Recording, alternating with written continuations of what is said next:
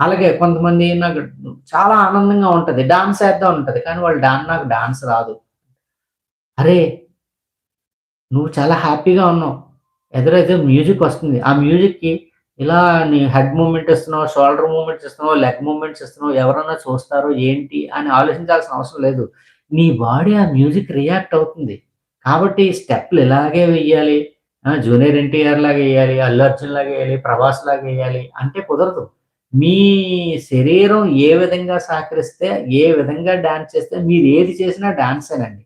ఆ డాన్స్ వల్ల ఒక వ్యాయామం అవుతుంది. దానివల్ల మానసిక ఉత్తేజం కలుగుతుంది. ఆత్మానందం కలుగుతది.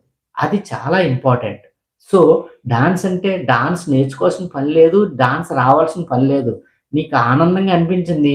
ఏదైనా మ్యూజిక్ చూడగానే ఎగిరి గెంతాలనిపించింది. చక్కగా ఎగరండి, గెంతండి. మీరు పిల్లలయిపోవాలి.